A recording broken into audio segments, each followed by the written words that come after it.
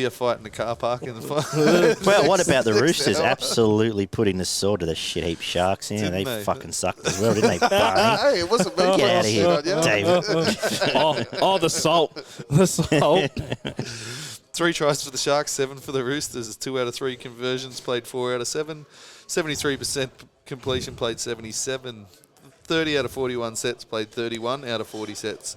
7 line breaks to 9, 33 tackle busts to 30, 10 offloads for the Sharks, 16 for the Roosters. 1 forced dropout for both teams, 305 tackles played, 335. 1 ruck infringement from both teams. What the hell have I written here? 0 inside the 10 for the Sharks and 5 against the Roosters. 6 penalties conceded from both teams, 10 errors to 12. Brayley with 38 tackles, Butcher with 36. Mulatano with 206 running metres, Teddy with 238. Kennedy missed 5 tackles and made 3. Moylan missed 5 and made 13. Suwali missed 7 and made 4. Teddy with 144 Supercoach points, Tupu with 106. Cam McGuinness with 96. Well, this is more like the attack from the Roosters that we've been expecting from the start of the season. It's been about a month in the making. If you have been listening, you'll notice that we've been mentioning that they've been a lot more direct, and there seems to be much more of a plan coming out of the Roosters for the last 4 weeks. And a lot of it clicked into gear into this game is definitely in that first half. Sharks didn't help themselves. They were shooting themselves in the foot at every fucking possible opportunity, making mistakes, missing tackles, just turning the ball over on second and third tackle as they seem to do every couple of games. They just fucking do not hang on to the ball. Every couple of games in a row for last month. You mean every game for last month have been average? Sorry, He's a bit shirty. Sorry, just salty now. He's a bit shirty. Oh, watch out. Salt's matching my beard these days. Jesus. Sorry, keep going. You're fucked. Sharks were good last week. The week before, not so good. That was their worst. They put 2 of their worst performances in the last 3 weeks. If you're going to be honest, talking about the Sharks. As I said, they only added to their own misery by giving the opposition multiple opportunities in that first half through errors and ill discipline. Then they clicked for 15, 20 minutes and looked like the team that started the year. They looked slick with some nice ball movement, but the back end of this game, the majority of this game, the forwards got dominated for the Sharks. The Roosters were much bigger, ran a lot harder, and defended a lot better in the middle of the field. The Sharks struggled through the middle.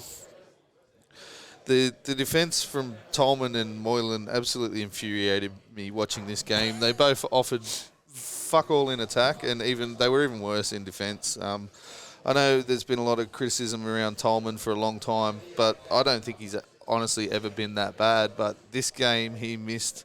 He's only been credited for, I think, 3 missed tackles, but the bloke dead set missed 8 of them. There was 3 on one player in the space of about 2 minutes. So he was just shirt grabbing, and I think a lot of times he missed the shirt when he tried to grab it, so they didn't actually class it as a missed tackle when it was, Teddy carved him up a couple of times. The centres got carved up. Tracy is, they're just buying time until Ramian comes back, and I think he's due back next game. Tracy, while he's a decent bit part player, he offers very little impact with the ball. He's quick enough, but he's got no real footwork, and he doesn't beat anyone on the outside. His passing game's not that great either. He's probably really a 6 or a 9. But, yeah, he's stuck out at the centres at the moment. Where was I? Talakai was decent. Rudolph, Brayley and Nakora were okay. And Mulatano and Talakai were really the only threats on the field. Well, at least they got ball this week. Which is that's right. And they did look good. Mulatano's a fantastic finisher. So, there's something there. Hines and McGuinness were the best players for the Sharks. But both benches didn't offer a lot apart from Connor Watson. I thought Connor Watson off the bench for the Roosters was really good. Walker and Jared Weir-Hargrave were good as well. Takiaho and Kiri were solid, as well as Tupu. They didn't really have a bad player, the Roosters. They were all quite good. They did switch off for that sort of 10 minutes. 10 minutes of that 20 minutes when the Sharks were good was because of the Roosters sort of clocking off, but then they did snap back into it pretty quick. Manu, Butcher and Crichton were fantastic.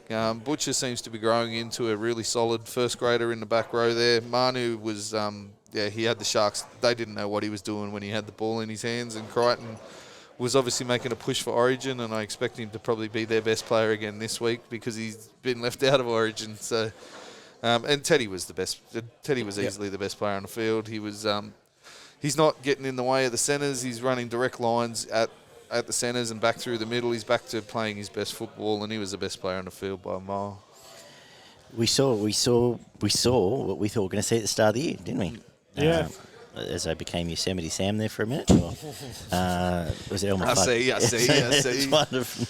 Anyway.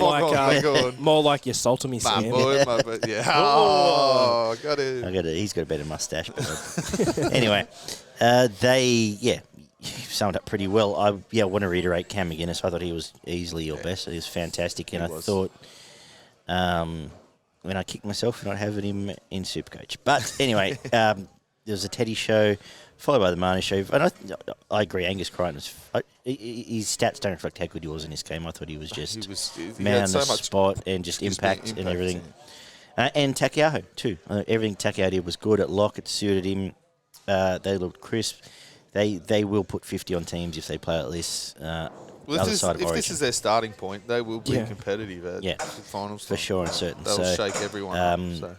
Tick, tick, tick, tick. You've covered it off. Oh.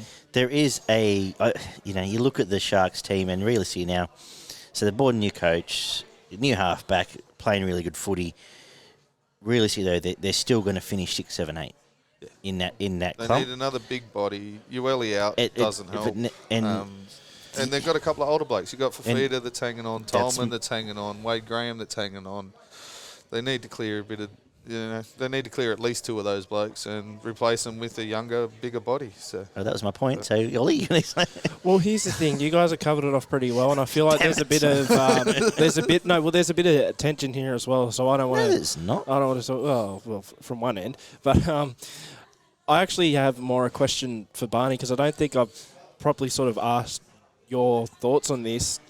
Cronulla first month of the season compared to the rest of it.